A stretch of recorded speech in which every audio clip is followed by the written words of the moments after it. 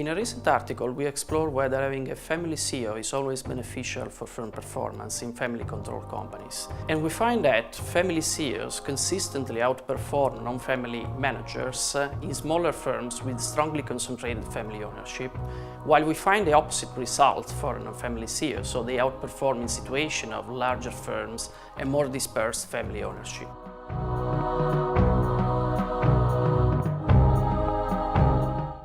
We find this result in an article that has been recently accepted for publication in the Strategic Management Journal, and this article is co-authored together with Danny Miller from HEC Montreal and Guido Corbetta from Bocconi University.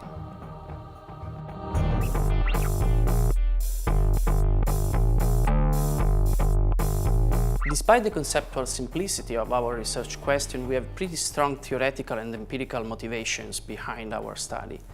Theoretically, our study tried to reconcile the different agency and stewardship perspectives that traditionally illuminated the bright and dark sides of family leadership.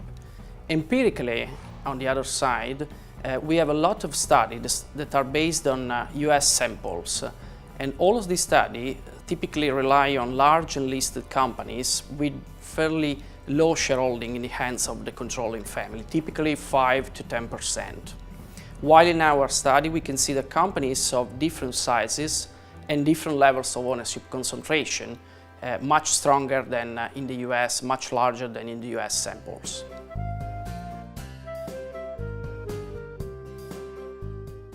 We try to reconcile this conceptual and empirical controversy through a context-based investigation, and we use firm size and family ownership concentration as two variables defining different types of family firms. It has been possible, thanks to the Italian Observatory on large and medium family companies that we have developed here at Bocconi, together with IDAF, the Italian Association of Family Firms, Unicredit Private and Corporate Banking, and the Chamber of Commerce of Milan. And this observatory includes a much larger spectrum of types of firms compared to typical US sample.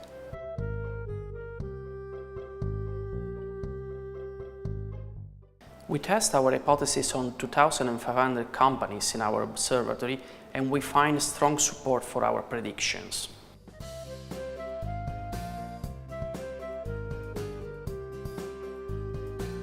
In the winning situation, the family CEOs show superior performance in smaller companies with strong family ownership concentration. And there are different reasons for that.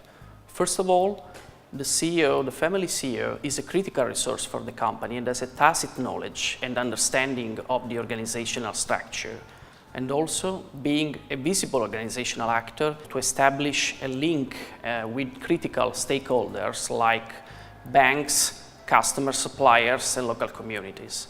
Second, when the family ownership is strongly concentrated, family CEOs will be closer emotionally to the other owners, and all the owners together are likely to pursue pretty similar goals, like, for example, the survival in the long term of the family company.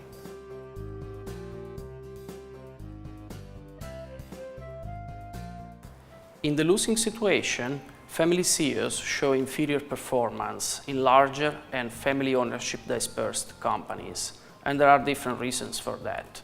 First of all, in larger companies, the administrative complexity will be higher, and it is much more likely that family companies and family entrepreneurs will need to select managers from a larger basket of a larger pool of candidates. On the other hand, when we have family ownership more dispersed, it's much more likely that conflicts emerge between different branches of owners or different family branches. Our results have contributions both for theory and for practice. Theoretically, we combine stewardship and agency theory to show the pros and cons of family leadership in family-controlled companies. But what is important is also for the practical side, we have also important implications for family owners and entrepreneurial families. And we suggest that family owners consider the administrative complexity of the company as well as the social complexity related to the ownership structure when they select a new CEO. And when they select a new CEO, we suggest that they find an appropriate fit between the leader and the organizational context.